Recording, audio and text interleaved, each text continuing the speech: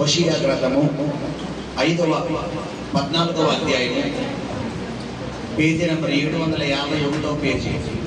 పాత నిబంధన గ్రంథము 751 పేజీ 14వ అధ్యాయం. ఈ 9వ నెలకే మనకై దేవుడు ఏర్పరిచినటువంటి వాక్యంతో కూడిన వాగ్దానం. ఈ నెలంతటికి కావలసిన వాగ్దానాన్ని దేవుడు మనకు అనుగ్రహించి ఉన్నాడు. హోషేయ గ్రంథము 14వ అధ్యాయము 5వ వచనం చదువుతున్నాం. చెట్టునకు మంచు ఉన్నట్లు నేను అతనికి ఉందును. తామర పుష్పము పెరుగునట్లు అతడు అభివృద్ధి నొందును. లెబానోను పర్వతము దాని వేళ్ళు తన్నునట్లు వారు తమ వేళ్ళు తన్నుదురు. హల్లెలూయా. ప్రభు మాట్లాడుతున్నాడు. అద్భుతమైన సన్నిధి, దేవుని సన్నిధి నేను అనుభవిస్తున్నాను, చూస్తున్నాను. ప్రియులారా, ఆశపడితే వాక్యం మధ్యలో మళ్ళా దేవుడు బలముగా దిగి రాబోతున్నాడు. హల్లెలూయా. మీరు కూర్చున్న కుర్చీల్లో సైతం నిలబడక కింద పడిపోయే అభిషేకం దేవుడు దిగి రాబోతున్నాడు. హల్లెలూయా. ఆశపడిన వారికి కృపనివ్వబోతున్నాడు. కాబట్టి శ్రద్ధగా ఆలకించండి. హల్లెలూయా. చూడండి, ఉదయకాలం ప్రభు సన్నిధిలో ఈ రోజు వాక్యము కొరకు ధ్యానిస్తున్నప్పుడు ప్రభు నాతో స్పష్టముగా మాట్లాడిన మాట ఏంటంటే, చెట్టునకు మంచు తోడే ఉండినట్లు ఈ నెలలో నా బిడ్డలకు నేను తోడుగా ఉండబోతున్నాను అన్నాడు. హల్లెలూయా. హల్లెలూయా. ఈ వాక్యం ద్వారా దేవుడు నాతో మాట్లాడాడు. ఉదయకాలం మాట్లాడితే పిల్లరా, మరి అనేక సందర్భాల్లో ఈ వాక్యాన్ని ధ్యానించిన అనుభవం. అయితే ఈరోజు ఒక ప్రత్యేకత నీవు మాకు ఇవ్వండి ప్రభా. ఒక ప్రత్యేకమైన కార్యాన్ని మా జీవితంలో మీరు జరిగించండి ప్రభు అని ప్రభు సన్నిధిలో ధ్యానించగా దేవుడు మనతో మాట్లాడుతున్నాడు. ఒకసారి 5వ వచనం చదువునా. చెట్టునకు మంచు ఉన్నట్లు నేను అతనికి ఉందును. తామర పుష్పము పెరుగునట్లు అతడు అభివృద్ధి పొందును. హల్లెలూయా. చూడండి, చెట్టునకు మంచు అనేది ఏమన్నా గ్యాప్ ఉంటుందమ్మా? మనం శీతాకాలంలో చెట్లు చూస్తుంటాం. ఈ పొగ మంచు అనేది చెట్ల మీద ఆవరిస్తుంది.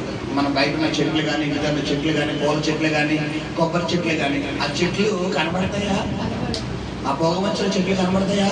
కనబడవు. కానీ ఇక్కడ బైబిల్లో దేవుడు వాక్యం ఏమంటే, చెట్టునకు మంచు అంటుకున్నట్లు. అంటే పిల్లరా, దేవుడు ఈ 9వ నెలలో ఎలా ఉండబోతున్నాడు అంటే, ఒక చెట్టుకు అంటే మంచు అటాచ్మెంట్ ఎలా ఉండబోతుందో ఈ నెలలో దేవుడు నీకు తోడుగా ఉండబోతున్నాడు.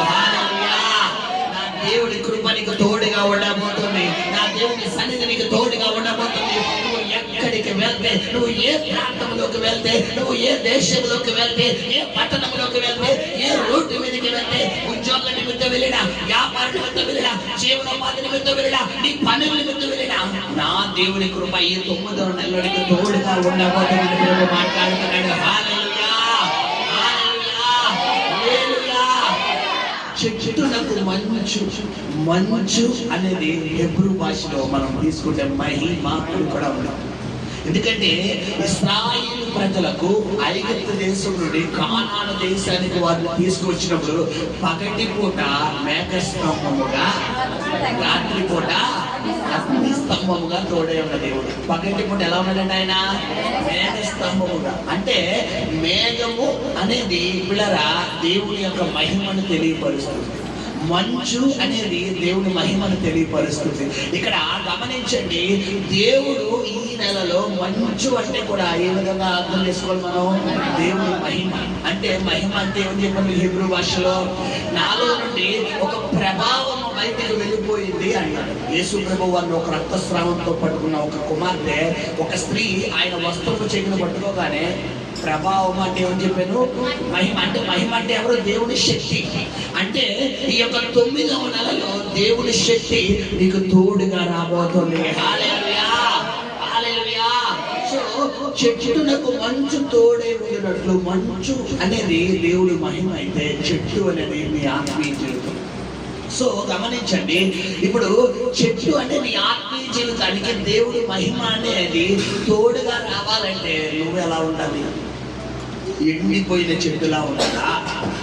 చిగురించలేని చెట్టులా ఉండాలా? పిల్లరా, ఎదిగే చెట్టులా ఉండాలా? ఎలా ఉండాలి? ఎదిగే చెట్టులా ఉంటుంది. పచ్చని చెట్టు మీద మంచు పడితే అది చూడటానికి ఆ చెట్టు ఎలా ఉన్నది, చాలా అందంగా ఉంటుంది. అయితే ఎండిపోయిన చెట్టు మీద కూడా మంచు పడతాడు, కానీ ఏమన్నా లాభం ఉందా? లేదు. అంటే నీ ఆత్మీయ జీవితంలో గతించిన 8 నెలలు ఒకవేళ నువ్వు ఎండిపోయిన అనుభవం గుండా వెళ్ళి ఉన్నావేమో, ఎటు చిగురింపు లేని అనుభవం గుండా వెళ్ళి ఉన్నావేమో, ఎటు ఫలింపు లేని అనుభవం గుండా వెళ్ళి ఉన్నావేమో, ఎటు ఆదరణ లేని అనుభవం గుండా వెళ్ళి ఉన్నావేమో, ఎటు సమాధానం లేని అనుభవం గుండా వెళ్ళి ఉన్నావేమో. అయితే ప్రభు నీతో మాట్లాడుతున్న మాట ఏంటంటే, ఈ 9వ నెలలో చిగురించే కృప దేవుడు నీకు ఇవ్వబోతున్నాడు, ఎదిగే కృప ఇవ్వబోతున్నాడు, అభివృద్ధి చెందే కృప ఇవ్వబోతున్నాడు, విస్తరించే కృప ఇవ్వబోతున్నాడు. లేవానుడు కొమ్మల వలె నీ కొమ్మలను విస్తరింప చేయబోతున్నాడు. శాఖోపశాఖలుగా ఆయన కృప, ఆయన మహిమ, ఆయన ప్రసన్న, ఆయన సన్నిధిని ఆవరించబోతుంది. హల్లెలూయా, హల్లెలూయా. సో మొట్టమొదటిగా ప్రభు నీతో మాట్లాడుతున్న మాట. రెండవ మాట ఏంటి చదువునా? తామర పుష్పము పెరుగున్నట్లు. తామర పుష్పం నీటిగా ఉన్న వాటర్లో వస్తుందా, బురద నీళ్ళు వస్తుందా? చెప్పాలి. ఇక్కడ బురద అంటే ఏంటి? తామర పుష్పం. ఆ తామర పుష్పం యొక్క విధానం మనం ఒకసారి చూస్తే పిల్లరా చూడడానికి ఎలా ఉంటుంది? అబ్బా భలే ఉంటుంది. ఆ స్మెల్ కానీ, ఆ పుష్పం, ఆ యొక్క దాని సౌందర్యం కానీ ఎలా ఉంటుంది పిల్లరా? చాలా వర్ణనాన్ని. కానీ ఆ నీటిలో చేపట్టడానికి ఇష్టపడతావా? అంటే నీరు ఎలా ఉంటుంది? బురద. అసలు దేవుడు ఈ నెలలో గతించిన 8 నెలల్లో నీ ఆత్మీయతో ఒకవేళ తామర పుష్పం కాదేమో, ఆ బురదలో ఉందేమో. అయితే ఈ నెలలో ప్రభు నేను ఎలా ఆశీర్వదించబోతున్నాడంటే, మొట్టమొదటిగా చెట్టుకు మంచు అంటే దేవుడు నీకు అటాచ్మెంట్ అయిపోవడమే కాదు, కానీ లోకంలో ఈ 9 నెలల్లో నువ్వు వెళ్ళినప్పటికీ ఆ లోక మాలిన్యము కానీ, ఆ లోక అపవిత్రత కానీ, ఆ లోక బురద కానీ, ఆ లోక క్రియలు కానీ నిన్ను అంటుకోకుండా నిన్ను ప్రత్యేకంగా దేవుడు తయారు చేయబోతున్నాడు, ప్రత్యేకంగా నిర్మించబోతున్నాడు, ప్రత్యేకమైన సౌందర్యాన్ని దేవుడు నీకు ఇవ్వబోతున్నాడు.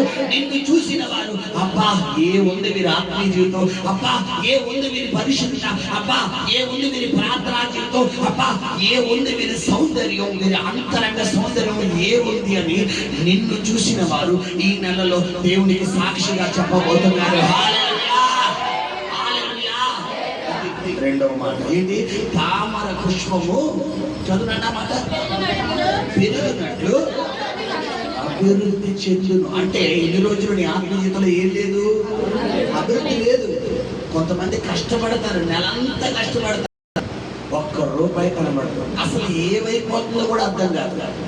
సంవత్సరాలు నెలల్లో పిల్లలు ఆ రోజులు గడిచేస్తాయి, నెలలు గడిచేస్తాయి, సంవత్సరాలు గడిచేస్తాయి, కానీ ఒక్క ఆదాయం కనబడదు. ఏంటో కూడా అర్థం కాదు. ఇదేంటో తెలుసా? భయంకరమైన శాపం. మనం కష్టపడిన బైబిల్లో ఉంది, నీ చేతులు కష్టార్జితం నువ్వు అనుభవించదు. నిశ్చయం